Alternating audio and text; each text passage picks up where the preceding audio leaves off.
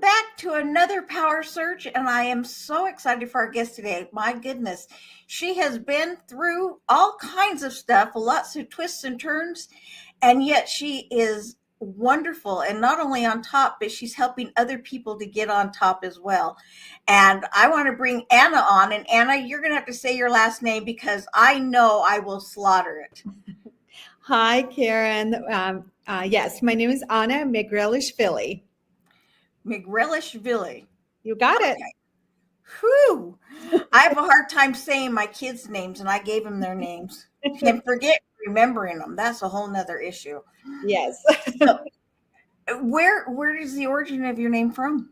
So it's Georgian, but Georgia, the country in Eastern Europe, Right. not Georgia, the state where I currently reside. Oh, that's funny. Yeah, I guess that could be confusing for some people. I'm from Georgia. Yes, I'm double Georgian. There you go, double Georgian. Yes. Well, I just got to know a little bit about you and your story, but what I've heard is amazing. And the show is about helping people find inspiration and change their outlook on life. And I would love it if you would just start at the beginning and tell us about all these twists and turns and the fabulous things that you're doing. Absolutely. My pleasure. Yeah, so I did not have the easiest of lives when I was growing up. And I share it now because I want to share the message that it doesn't matter where you come from and what your circumstances are, you can really change it and you can really be who you want to be. And so today's message is all about that. So my story began in Eastern Europe. My family is original from Georgia, the country, but we actually lived in Moscow, Russia for 10 years. So my childhood actually was spent as an immigrant. And if you're familiar with the story and the history, so when I was born in the late 80s, it was still the Soviet Union. And of course, in 91, the Soviet Union collapsed and all the countries became independent again. Now, during that time, it was really difficult because just economy collapsed in every single country. And so it was a lot of just craziness going on. Like you hear stories about mafia just like running the businesses. Like it's completely true. We had shortage of just simple things like bread we had to stand in line for. I mean, it was just absolute craziness, right? And during the 90s, and on top of everything that was going on, Russia was at war with Chechnya. Again, if you want to look up some of the history back then. So Chechnya is located in the Caucasus Mountains, and Georgia is also in the Caucasus Mountains. And basically, most of us look the way I look. So I have dark hair, dark eyes, very specific look. Now, in Moscow, Russia, most Russians were blue-eyed and maybe blonde hair. So I definitely stood out.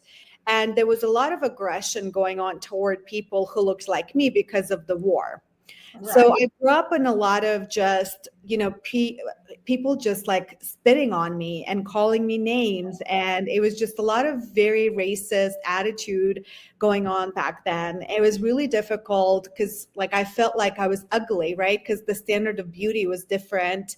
And I thought that, I was less than most people.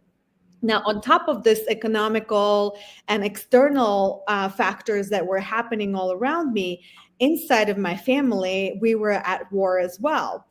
So my father was a raging alcoholic. So he would just, go on this drinking sprees where he would just abandon us as a family. So I was about 8 years old when my father would just leave like weeks at a time. And my mother was a stay-at-home mom. And I had a younger brother who was just 1.5 years old. And so I just remember at age 8, I had to go outside and collect bottles so that I could take to recycling plant to get a little bit of money and then do it multiple times per day so that I could collect enough to go and buy bread because we were just starving and my mother had to stay with my brother. So as an 8-year-old, I just felt shame and, like hoping that none of my classmates would run into me. I didn't have nice clothes on top of feeling ugly. I mean, it was just like all of it, right? And I turned 9, and that's when my father also began molesting me. So on top of everything, now it's my father also causing me to really lose my childhood altogether, right? And so this is happening for several years. Frankly, like looking back, I just don't know how like my spirit wasn't broken after everything that I have experienced. Right. It was just very, very difficult. We were on the verge of becoming homeless because basically we didn't pay for rent. And the only reason why we didn't is because my grandmother sold all of her golden jewelry to buy us train tickets. And then she eventually brought us out of Russia and back to Georgia. And then we lived in a 1-room apartment that she gave us.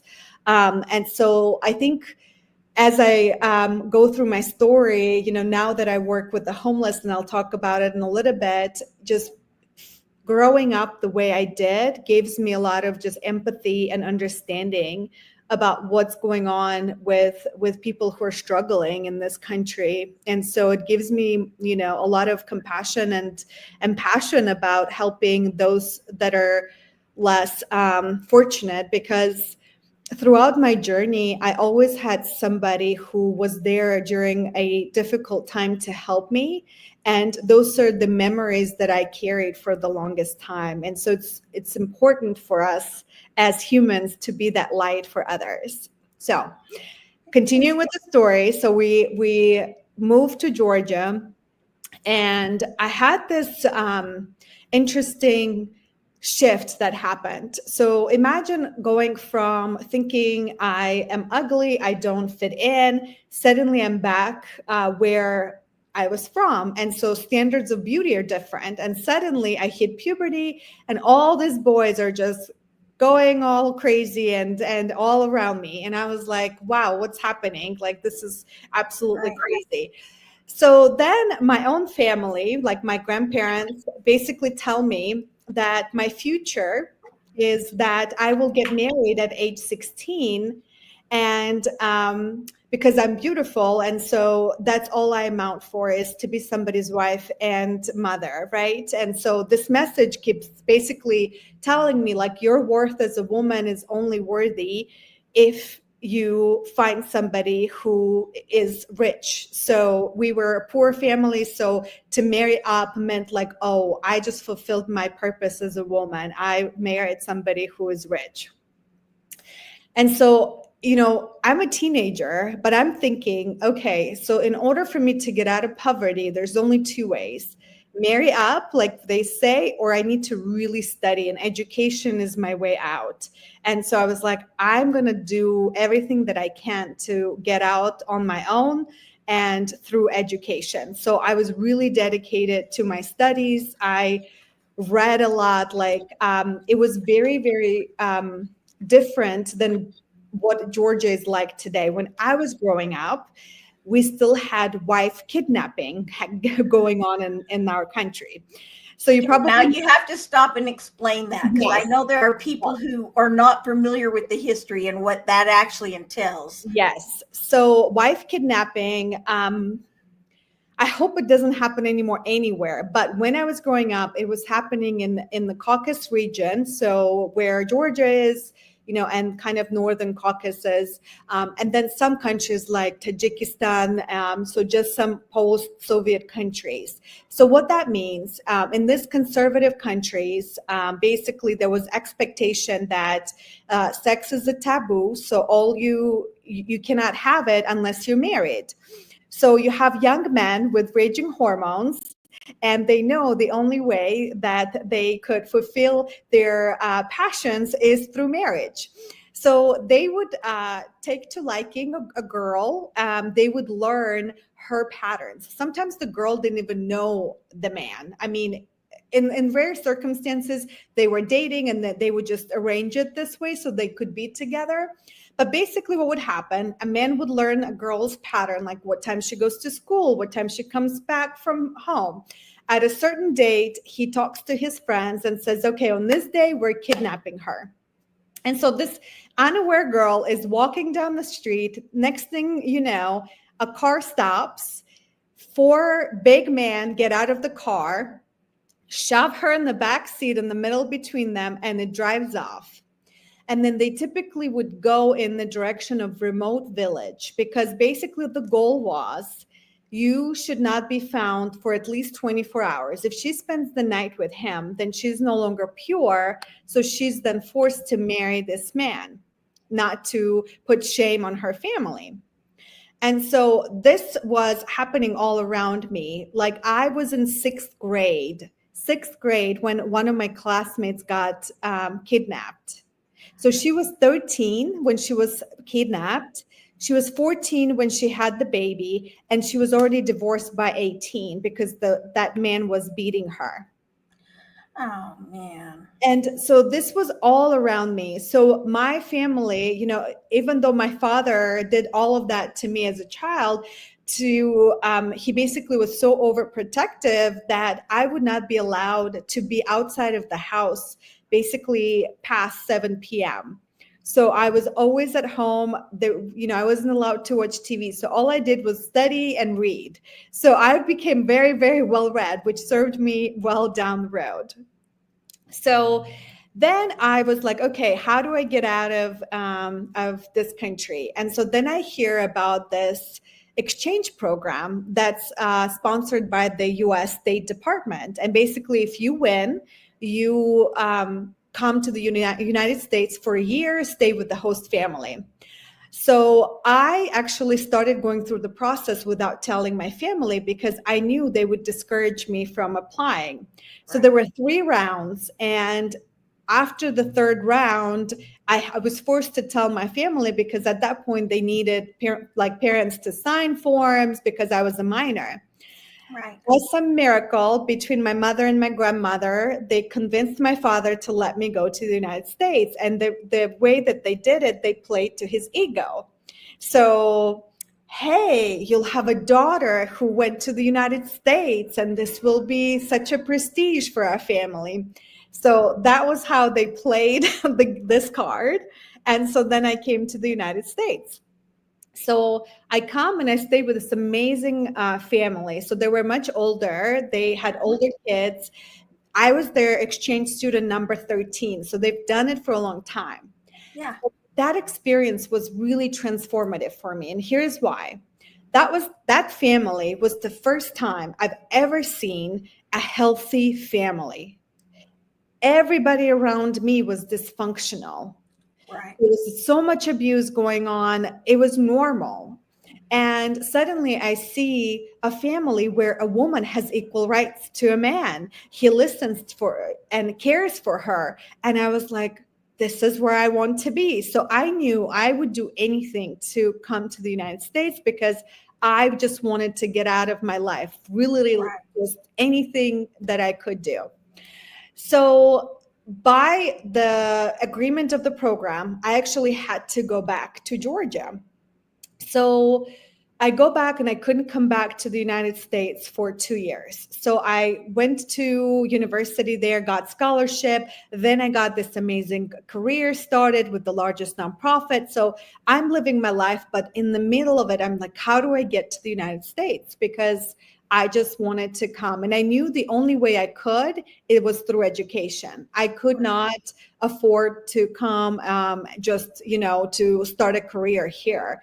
I was still broke, and my family was broke. So I applied for this specific one college, because I found there was one college in the United States that, if as an exchange or as a foreign student, if you applied and you got in, you got all your scholarship paid for, room and board paid for. They got you a job. So basically, I could just literally come with a suitcase and be okay.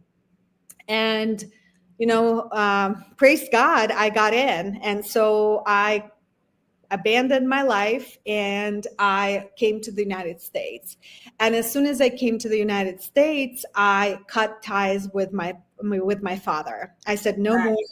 I no longer have to communicate with you. And my mother, because I left, finally had courage to divorce him.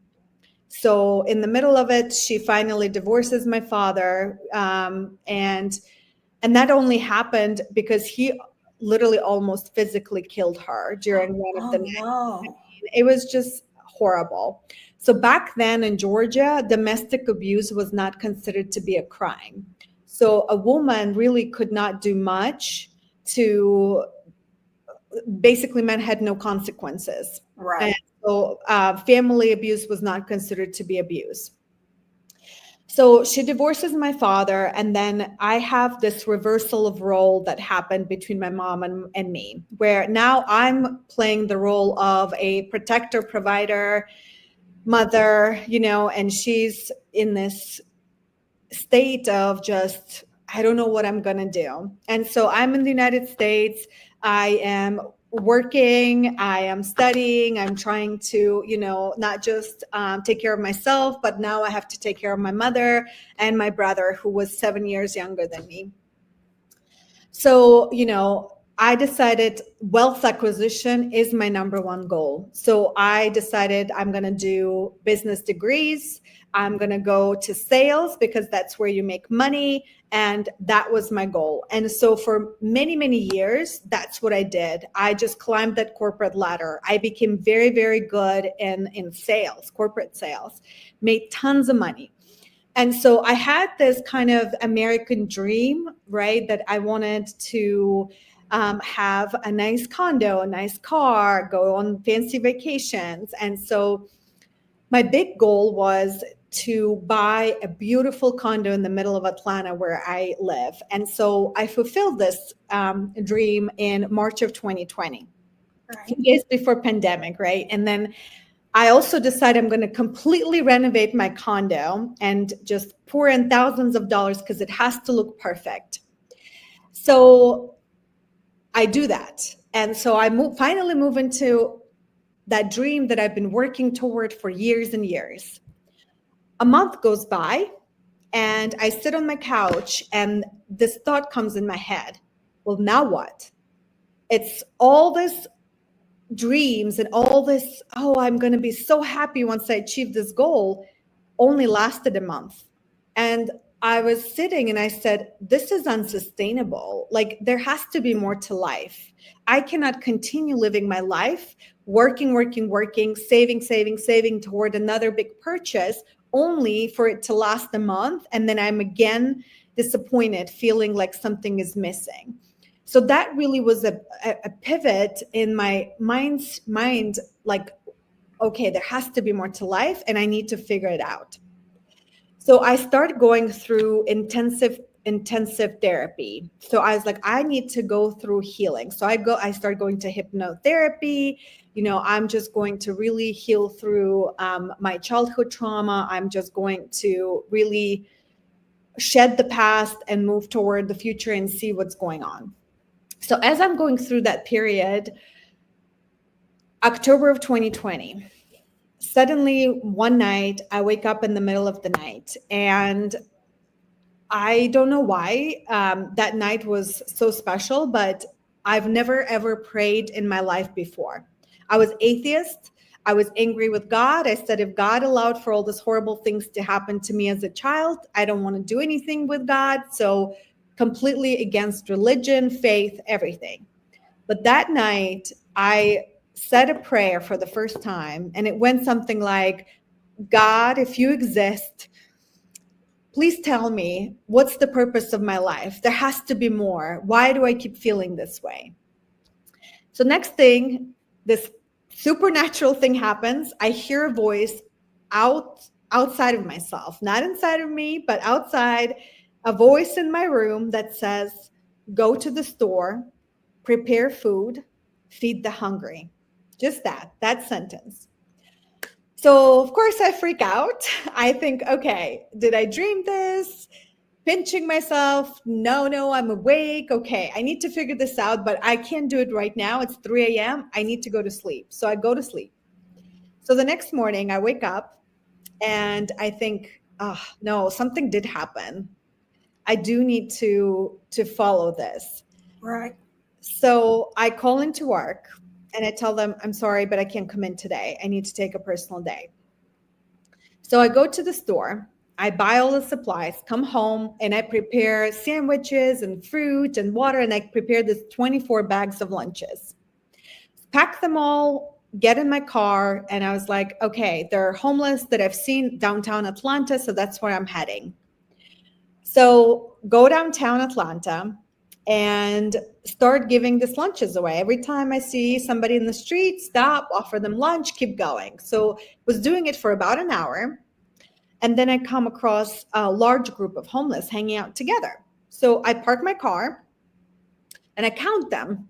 And then I count the lunches, and I had exact number of lunches left. And I was like, that's kind of weird, but That's okay. a miracle. Yeah.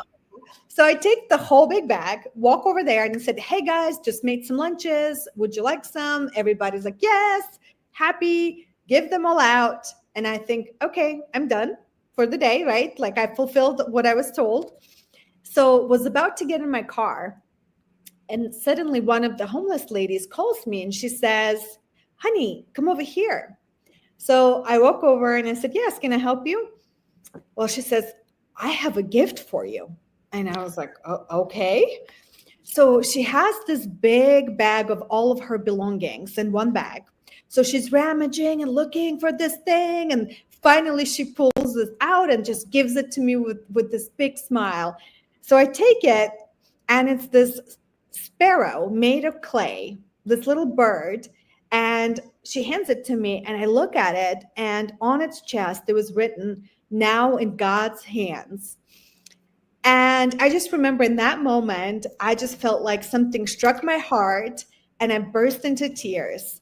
I got in my car and I was just like thinking only one phrase: God is real. God is real. God is real. So I just was like, God is talking to me. I have to figure this out. So I drive home and I order my first Bible from Amazon. So the Bible comes the next day. So I start reading it like cover to cover, and I don't understand half of it. So I was like, okay, I need to figure it out. So then I just Google, like I would Google a restaurant, like best churches in Atlanta. So then pick a church based on reviews and just start going to church. So I kept going for probably almost a year before I was like, okay, now I truly understand what it means to be a follower of Jesus. I'm ready to commit. I understand that my life is not just about me.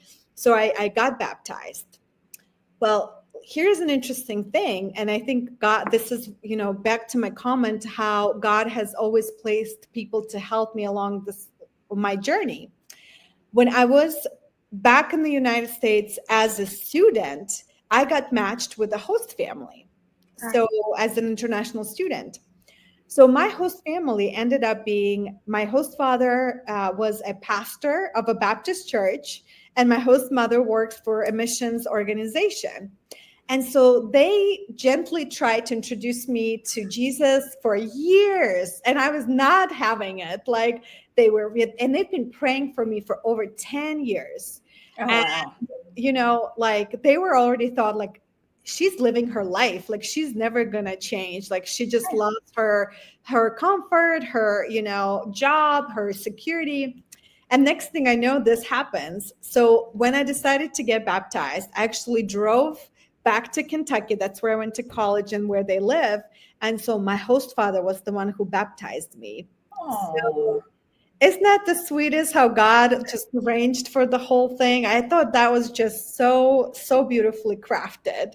Oh, So yeah. very, very emotional for both of us because, we've been, they've been like my family here in the US for over 10 years. And then I realized like there was this invisible wall between us that suddenly fell down after, I accepted Christ. So it was just very, very beautiful. So anyway, so then, things start shifting in me. I realized that my corporate career doesn't give me fulfillment anymore. Like I wanted to do something that would leave this earth a better place. And I just didn't feel like selling whatever I was selling was doing that. But I really didn't know what I wanted to do. And it was kind of scary to think about like quitting my job, but I was already kind of thinking about I need to really take a sabbatical. So I was planning on taking like a few months, maybe from the summer till the end of the year. So that was already in my head. Well, then unexpected thing happens. So it's January 31st, 2022. And I wake up and my phone is blown up. Just messages, calls, unknown numbers. Like, I'm like, what is happening? Well, it turns out my family back in Georgia in Eastern Europe is in national news because my 82-year-old grandfather stabbed his own son, my uncle, 30 times in his sleep. So, yes, that was my reaction. I was mouth wide open. Oh Yeah. my gosh. Yes. And so, and this is, just culmination of this generational trauma that got passed on. My grandfather was extremely abusive toward his children. And then my uncle grew up. And when my grandfather became old, they switched roles. The abused became abuser, and my uncle started abusing my grandfather. And so at some point, he basically snapped. He could no longer take that abuse. And so he just killed his own son in his sleep. And so, I mean, it was just like, I felt it was surreal. Imagine I'm watching the news. It's the balcony where I've spent so many days, right? It's the knife that my grandfather used to cook with. My grandfather is in handcuffs and they're interviewing. I mean, it was just horrible, horrible. And I'm just thinking, like, what life was he living if he chose to take such a sin upon his soul to kill his own son rather than continue living, right? It's just horrible.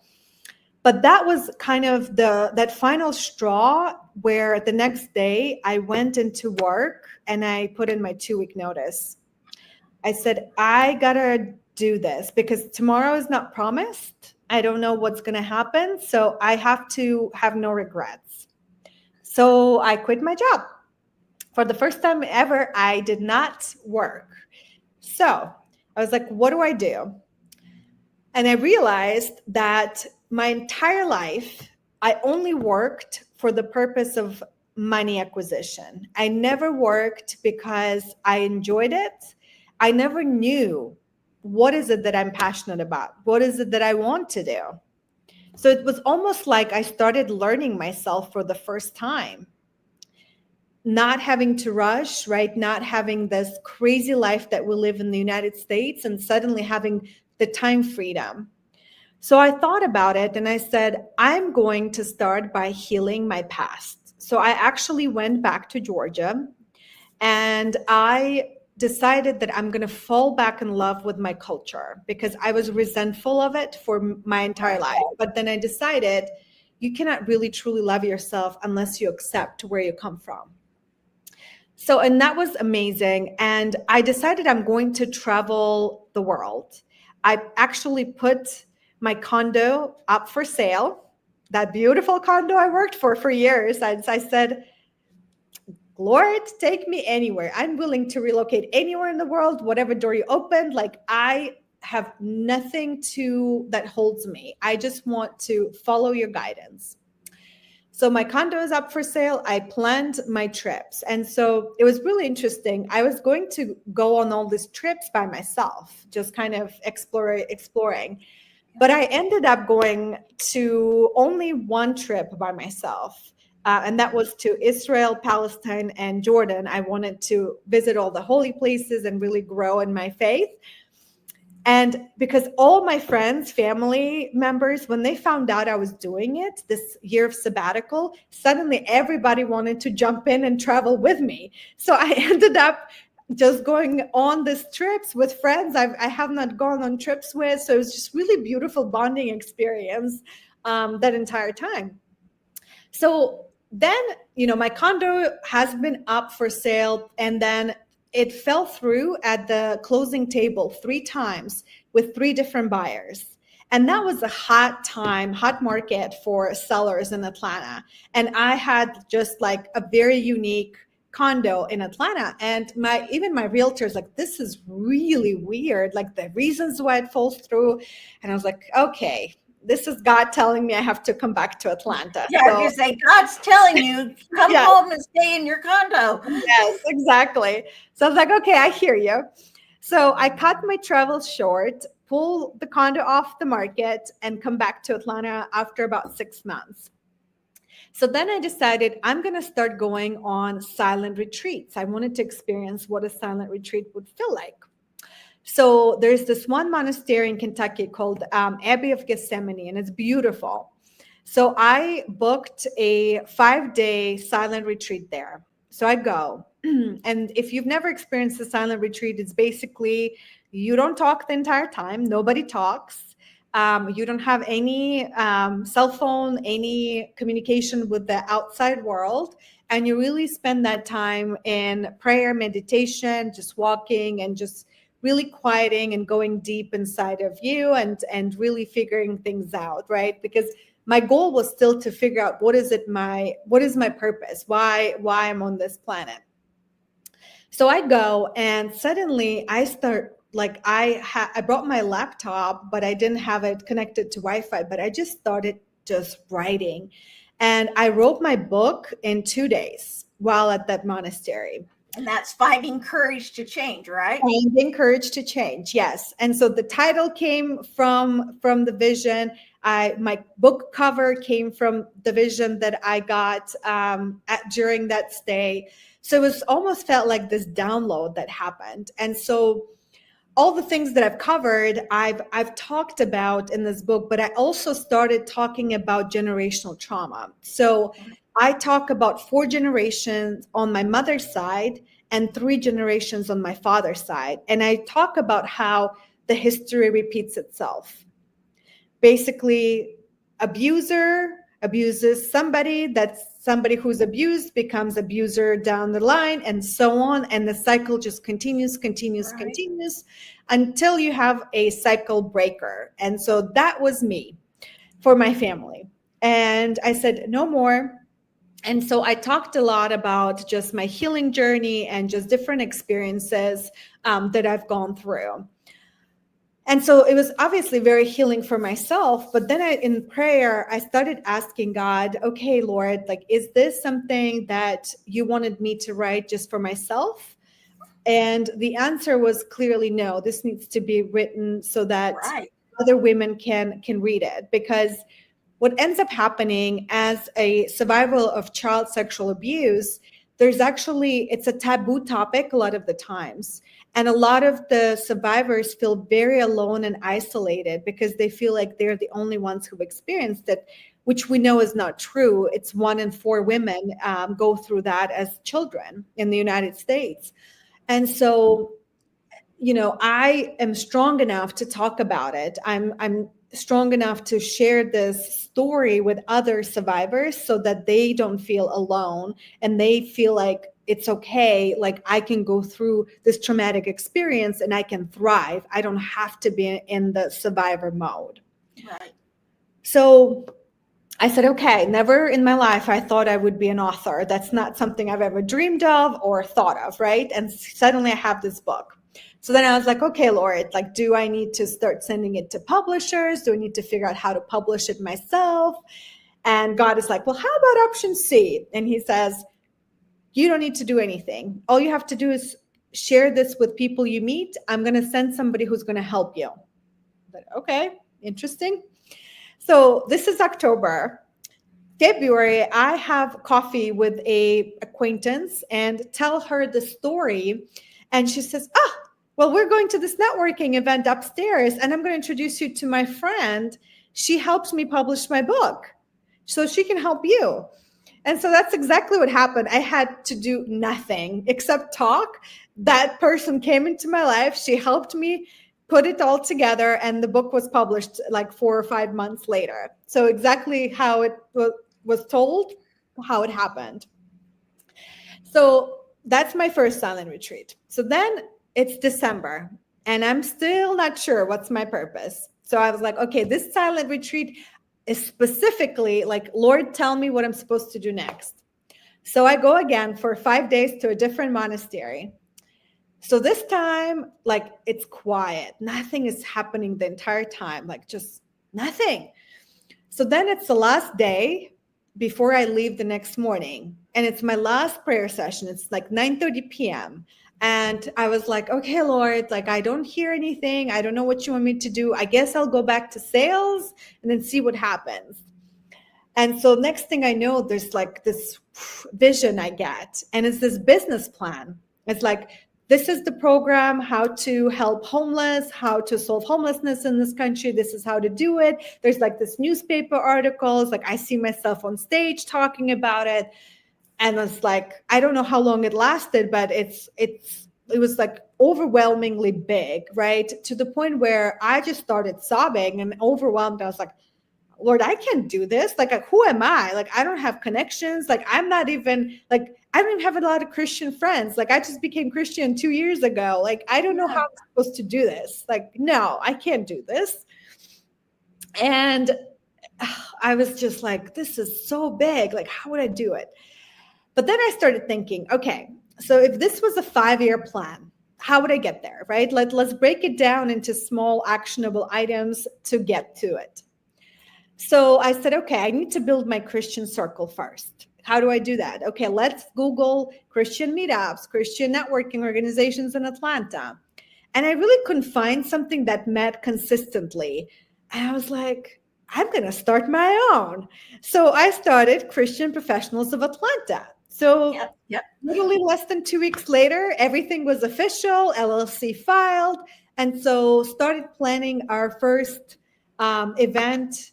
It was February of 2023 when we had our first event. So then started meeting every month. And so we have this community that just comes together. So the first year we had 500 people who've come through our events. Oh, wow. And so suddenly I went from nobody knows who I am to somebody who's kind of coming to the map of, okay, she's a Christian leader in this city. So some other Christian leaders start talking with me. So, okay, there's something happening, right? So I said, okay, so next step is for us to rebrand. We are good with Atlanta. Let's start thinking about growing and starting new chapters. So when I first started Christian Professionals of Atlanta, I went ahead and purchased Christian Professionals of America name, because in my vision, I only saw kind of the headlines for the US. Right. But then a first request to start a chapter came from Brazil. So I was like, okay, so I guess maybe it's not just America, maybe it's just worldwide. And so that's there for a new name was born, Christian Professionals Network Worldwide. And so the beginning of the year was really all about rebranding. So new name, new logo, website, all of that stuff that needs to happen for you to really start franchising a concept. So it's May of this year, and I never make any decisions until I seek God's guidance. Right. So yet again, I go on my silent retreat. So this time, I'm at the silent retreat and I'm like, okay, Lord, like, where should I start the new chapters? Like, guide me, like, what am I supposed to do next? And the message that I get is like, now is not the time for expansion. Now is the time for foundation. And I said, okay, I guess it's not a 5-year plan. I need to start working on it now. So I come with my advisor team and say, okay, we're starting the nonprofit now. So we're pausing the expansion plan. We're starting the nonprofit. So within 30 days, I kid you not, we had everything done, including first fundraiser. We got our IRS approval for nonprofit status in 2 weeks. Typically, Wow. like 3 to 6 months. Like, I could not believe it, right? And so I was like, this is God's favor. Like, there's no other way why we would get something this fast. Well, then a few days before our fundraiser, this big news comes out in the US. Supreme Court passes legislation making homelessness punishable by law. And so I was like, oh, this is why you wanted us to start as soon as possible, because you don't know children to be put in jail. Right. For So something that's clearly not they're doing. yes, yes. And so I was like, okay, so this work is really crucial. So let me kind of talk about everything that came with the foundation. So before Okay. the entire time, right before we started the foundation, I was doing a lot of research. I knew nothing about homelessness in the United States. So I really started ground up. I started volunteering. I started meeting with the homeless. I started meeting with all the different large homeless shelters in Atlanta. And this is what I've learned. Number one reason why people become homeless is what's called relational poverty. That might be a new term for some of you, but basically what it means, you have lack of genuine connections in your life. Right. And this was a aha moment, because when I've spoken to many people thinking and asking them, why do you think people become homeless? Most of the time, the picture that they get in their head is somebody on the side of the street who is either mentally ill or has a drug or alcohol abuse issue, which that's actually what's called chronically homeless. And in Atlanta, it's only about 14% of the overall homelessness. So Wow, that's not very much. no, it's not. So actually, the majority of the homeless is what's called unseen homelessness. It's families and people who live in their cars, extended hotel stays, or at homeless shelters. So you and I would not typically meet them because they're not in the street, but yet they're Right. home.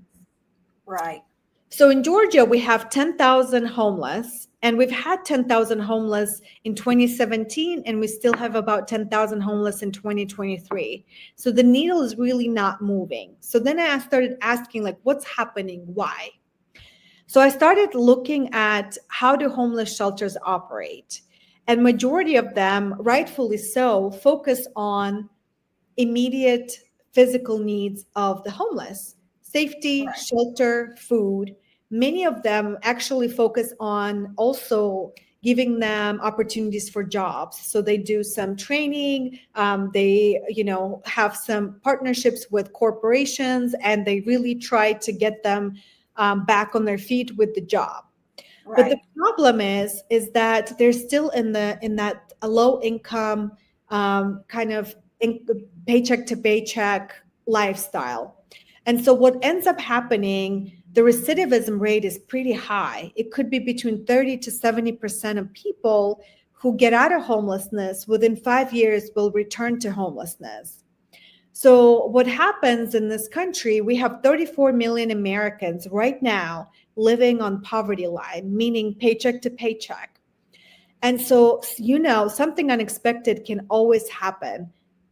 Car breaks down, health issue, you lose your job unexpectedly. They have no savings. And so what typically determines who will become homeless and who does not is whether they have family, friends, faith community around them to help them in that hard time. If they don't have anybody, they become homeless. They don't have any other option. Right. And so these are people who just had really difficult circumstance that has caused them to experience that. So then I said, okay, 30 to 70% is pretty high. And this is because the relational poverty piece is not fixed. It's fixing physical needs, but not that piece that's causing the homelessness. And then I come across this particular homeless shelter that has only 10% recidivism. And I say, well, what's different? Why is it so much better than the others? Well, the difference was that the structure of it was more as a community. So it was a campus that provided childcare, and there was church, and there was this, just different groups and medical facilities. So everything was really community oriented. And so that resulted in a much higher success rate for people who get out to never return. So then it all made sense why this business plan of having mentorship program just makes sense.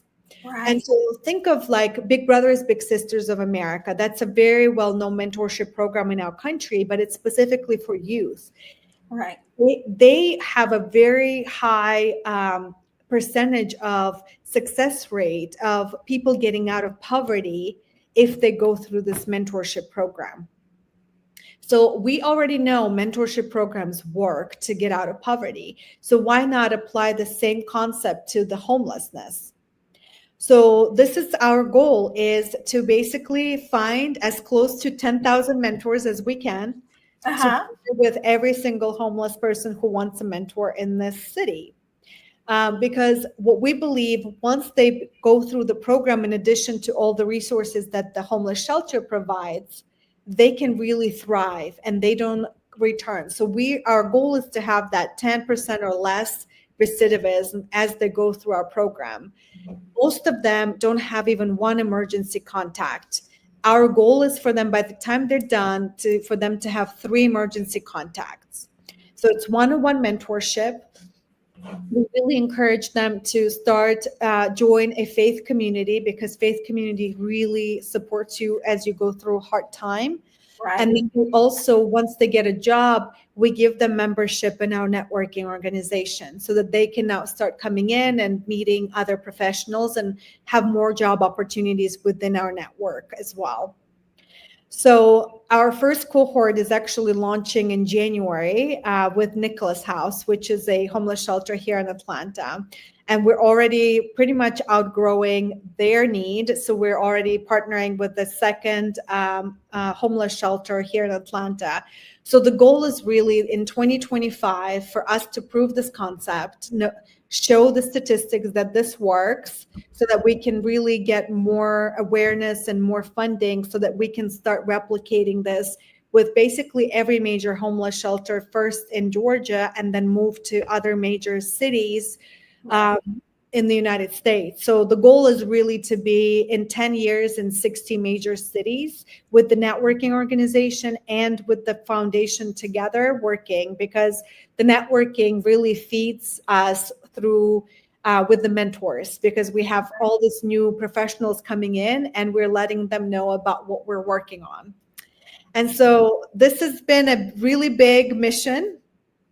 What I thought was going to be a 5-year plan turned out to be done in a year and a half, right? Like I always started the foundation in a year and a half. And so, yeah, so we're kind of in this growth trajectory. We hope to continue. We hope to help more people. Yeah, so that's the story. What an amazing story, and what an inspiration. And to go from being an atheist to actually having God talk to you and you listening, because often we're spoken to and we don't hear it because we're choosing not to listen. And the fact that you chose to listen, and your book, Finding Courage to Change, I think that's amazing. Because you found a lot of courage and you did a lot of changing in your life to survive and thrive. Mm-hmm. And so that's amazing. Thank And you. what can we, the listeners, do so that we can also help with your homeless internship and with the other things that you have going on? Absolutely. So if you go on our website, cpnworldwide.com, go under our foundation, and we definitely need more funding to grow. We need to create a big training program for 2025. If you're currently located in Georgia, we need more mentors. So you can definitely sign up to become a mentor. If you're in another city and if you want to start a chapter of the organization, we're looking for partners to launch new chapters in other states. So definitely go under the tab to start a chapter and reach out, and we will schedule a meeting with you. We really want to build awareness around this mission, and this is something innovative and new. And so you have an opportunity to really be part of something big that's growing and make an impact on our country.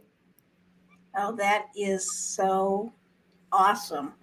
And I want you to take a little bit of time, if you will, and tell us a little bit more about your book, Finding Courage to Change, because I feel there's a whole lot more to it than came out. So tell us a little bit more about that.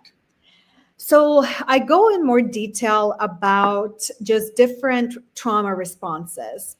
So one of the things that I've learned as I talk more with the survivors is that I hear the same message, like, I don't understand what's wrong with me. Why do I keep doing this or that?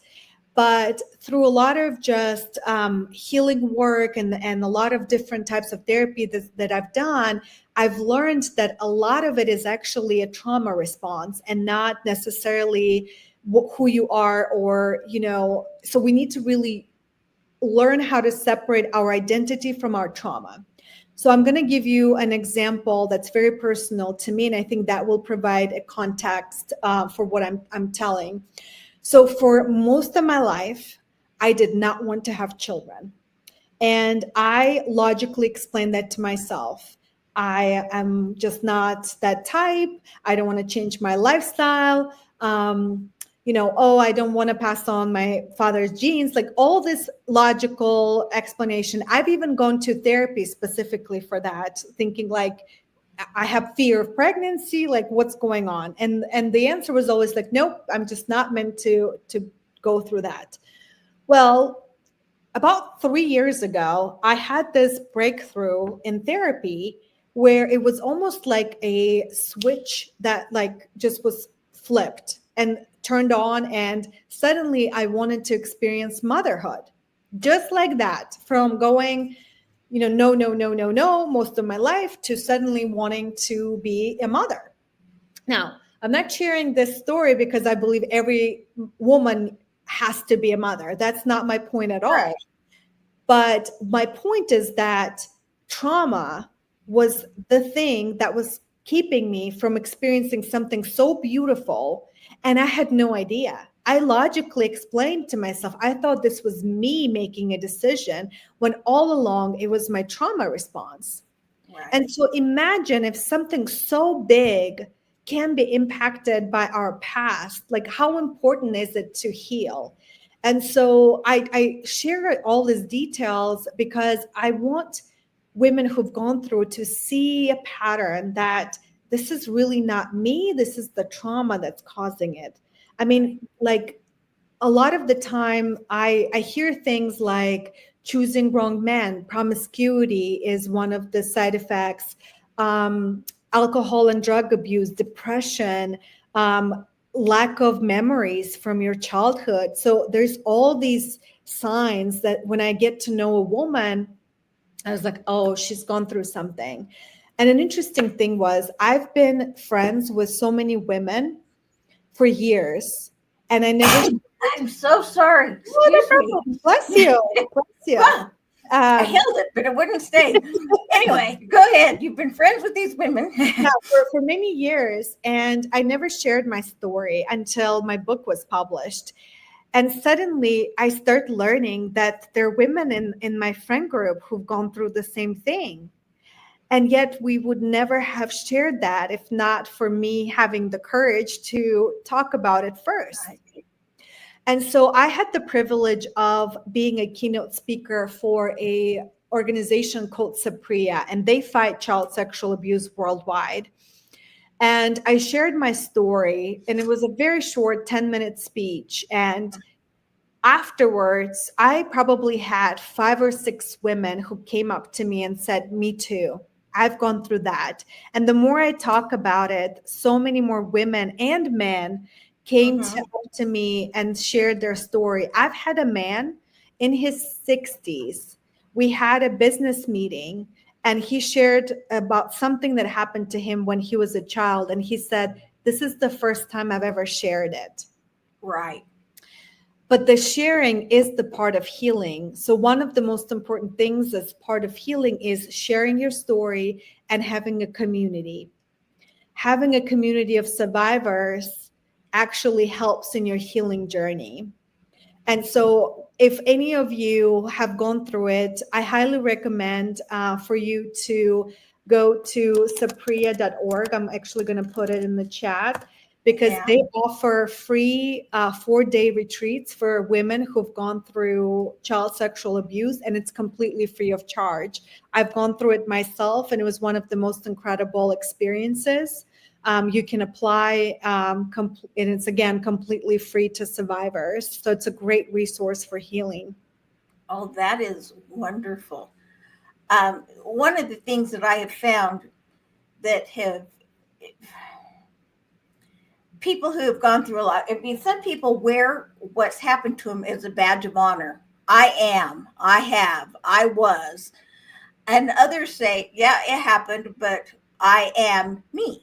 I am a survivor. I am, Mm-hmm. instead of wearing their trauma as a badge of honor. Yeah. And how how do you, what would you say to somebody who wears it as a badge of honor, or maybe doesn't even know they wear it as a badge of honor, that there's so much more that they can have in life? Yeah. So the way I look at my trauma, and hopefully that will help you, is it happened. It made me stronger in who I am today. And I don't want that darkness to be purposeless.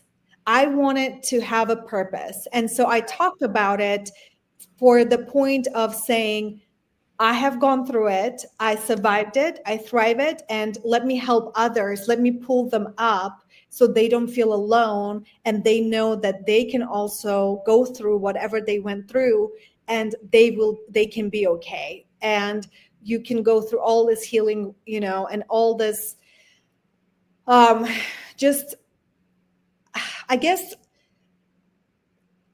if you wear this as a badge of honor in the sense that, I'm a victim, then you're giving power to your abuser. Right. And we want to take that power away from that abuser. I know it's very unfortunate. A lot of the times we as survivors have to carry it for the rest of our lives. And to be honest, one lesson that I've learned is that healing is a journey and it's never ending. It's really about looking back and seeing how much progress you have made, versus it's not a destination that you can reach at some point and suddenly you're magically 100% healed. And so you can choose to be a victim and say, why did this happen to me? Or say, this happened to me. I'm not going to give that abuser any more of my power, and I'm going to figure out how to heal myself. And so I've done all kinds of different types of therapies, and from regular therapy, one of the things that really helped me with my PTSD is a type of therapy called EMDR. Yes. It's used a lot with the veterans, but it helps a lot of people who've gone through any type of childhood abuse. It doesn't have to be just sexual. But basically what it does, it separates your identity from your trauma. And so now I'm able to actually talk about anything that's happened to me in my childhood without getting emotional about it, without getting upset about it. And so I highly recommend that particular type of therapy. And then later on, I've gone through hypnotherapy, and that helped me with the anger. So anger stage is the longest one, typically on the healing journey. It's really difficult to get out of that stage as somebody who've gone through something really horrific. Yeah. And so I had that toward my father. And so, but you carry it, and it's this heaviness that you don't even realize you carry until you get rid of it. And so I've gone through a lot of that, and it's not an easy process. I mean, I remember when I was going through therapy, I would take naps every day because I would just be tired all the time because it's work. Right. But I'm so grateful that I invested in myself, because I just would not have been my full potential that I am now if I didn't go through all of that. Well, and you wouldn't have the understanding to help others that need somebody as an example and that need a mentor or coach to help them get beyond it. I had a gal I worked with that, and a great boss. I had a great boss and a wonderful lady that I worked with, but she was miserable. and I mean her personality and her attitude, because she just was not nice to people. And I say that now because she really was a lovely person. But finally, the boss said, we can't have this in the office. Mhm. Something's got to change. And she broke down and cried and talked about how she'd been abused as a child, and went on and on. And he said, well, you're going to have to go and confront your father. And she said, I can't. He died 10 years ago. And I'll never forget her telling me the story, because Robert stopped and looked at her and he said, you mean to tell me you are allowing that man to reach up out of the grave and continue to victimize you, and he's not even here? And she said, reality hit, that I was miserable in sharing my misery with everybody else, because I was allowing this person that no longer lived to continue to victimize me, instead of saying, you know what they did really sucked and was bad and awful. And I I won't let it I won't let it dictate who I am. Yeah.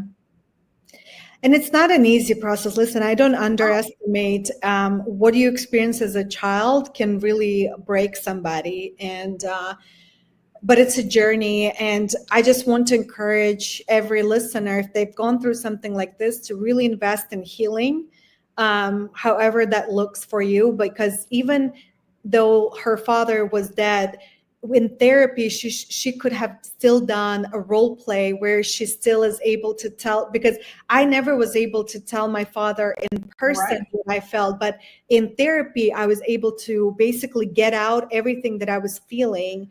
And so it's a helpful exercise. You can even do it if you can't afford therapy. You can do it at home. Put a Right. chair. Imagine that your abuser is sitting in that chair, and just tell them exactly how you feel and everything you've ever wanted to tell them.